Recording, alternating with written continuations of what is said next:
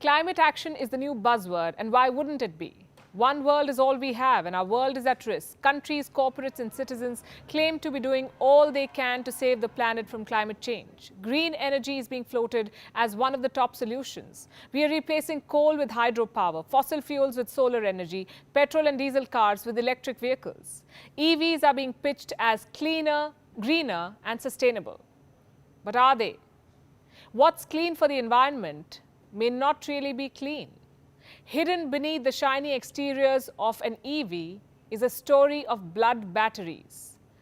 These cars drive human rights violations, extreme poverty, and child labor. Hello and welcome to Gravitas Plus. I'm Palki Sharma Upadhyay. An electric car runs on battery, you know that. But do you know what these batteries are made of? Rare metals like lithium and cobalt. Cobalt gives the battery stability and allows it to operate safely. It's a bluish-grey colored metal. It is found in the Earth's crust, or what we call crustal rocks. Cobalt has several uses, like in jet turbine generators, tool materials, pigments, and smartphone batteries. But its major use is in lithium-ion batteries. Half of the cobalt produced goes into electric cars. We're talking about 4 to 30 kilos of cobalt per battery. This metal is found all over the world, like in Australia, Canada, China, Cuba, South Africa, the United States, the Philippines. But 70% of the total supply comes from one country, Congo, the Democratic Republic of Congo. Let's zoom into this country. DR Congo is the second largest country in Africa. Its GDP is around $49 billion. Congo is synonymous with conflict, poverty, and corruption. Beneath the country's red earth is the world's largest deposit of cobalt. 92 million people live here.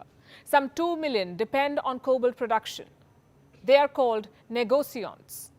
Cobalt mining in Congo is divided into two categories: industrial or large-scale mining and artisanal or small-scale mining. What's the difference between the two? Artisanal mines are unregulated. Labor laws do not apply here. Neither do safety protocols. These mines produce 20 to 30% of Congo's cobalt. Some 200,000 miners work in these mines. At least 40,000 of them are children, some as young as 6. These children flirt with death daily. They enter vertical tunnels. Most of them are too narrow for adults to enter. Inside, it's like a furnace. The children dig for cobalt under inhuman conditions. Sometimes they have shovels, but mostly they dig with their bare hands. They have no masks, no gloves, no work clothes, and sometimes just 20 minutes worth of oxygen. But these young children go on for hours. After digging, they crush the rocks, they wash them, and carry their finds to the market to find a buyer. How much do these children make? Sometimes as little as $1. Cobalt is a multi-billion-dollar industry. It is estimated to be worth $13.63 billion by 2027. But this money never reaches the child who is spotting and extracting the metal. In poverty-stricken Congo, even $1 is worth risking one's life. Many die trying to make this money. ABC recently profiled a woman who lost her son to a mine-related accident. The boy was 13 years old. He told his mother he was going to the market to buy coal for her so that she could cook. Instead, the boy went to a cobalt mine to try and earn an extra buck for the house. The mine embankment collapsed. The 13-year-old never returned home. Between 2014 and 2015, at least 80 artisanal miners died in Congo. In 2019, an accident killed 43 miners. According to one estimate, 2,000 illegal miners die in Congo every year. Many suffer permanent lung damage, skin infection, and life-changing injuries. In 2019, some families from Congo filed a lawsuit. They named companies like Tesla, accused them of aiding and abetting in the death and injury of children. The lawsuit spoke about a child. He was referred to as John Doe 1. John was working as a human mule since the age of 9. He would carry bags after bags of cobalt just for $0.75 a day. One day, John fell into a tunnel. Fellow workers dragged him out of it, but they left John alone on the ground. When the child's parents found out about the accident, they rushed to the mining site. It was too late. John was paralyzed. Doctors say he will never be able to walk again. Why do children work in these high-risk mines? Because of poverty and the hope to get out of it. Families in Congo are betting big on cobalt. It's like their crypto, their chance to make it big. The metal's demand has tripled in the last decade. It is expected to double again by 2035. The demand is being driven by electric vehicles. Today, there are more than 6.5 million EVs on the road.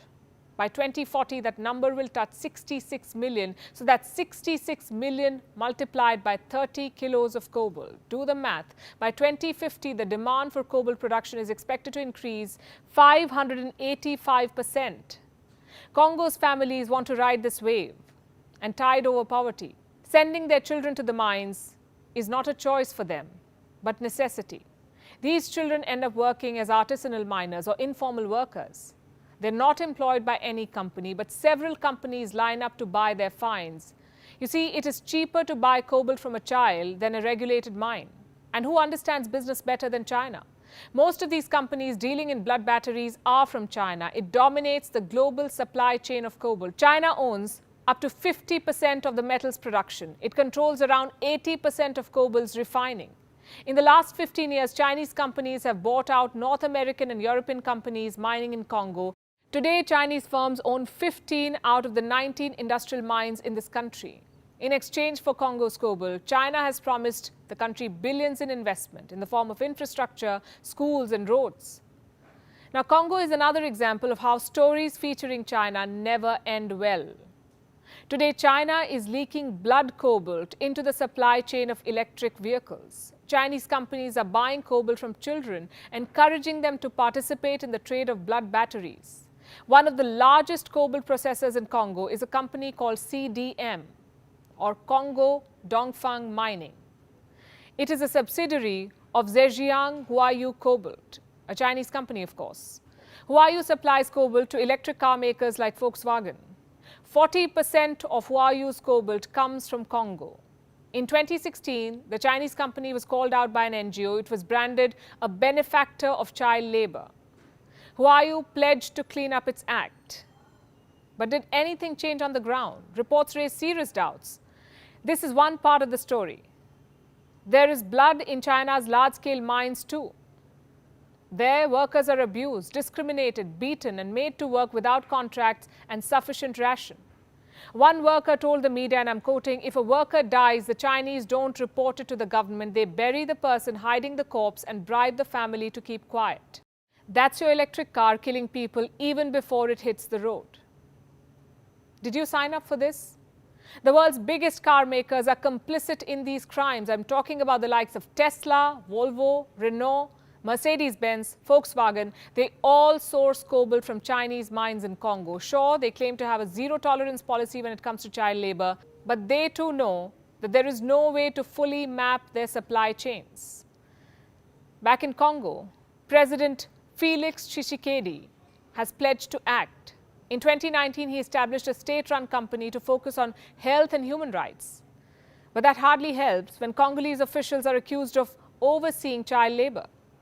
In 2020, Tesla announced it would start using cobalt-free lithium-ion batteries in its electric vehicles, but the company followed up the announcement with a deal with Glencore.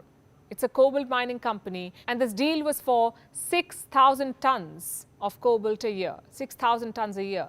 Doesn't add up, does it?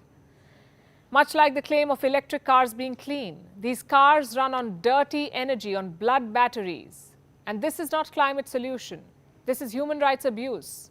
And the two cannot coexist. Climate solution is not supposed to be at the expense of human lives. Long story short, electric vehicles have miles to go before they can claim to be clean.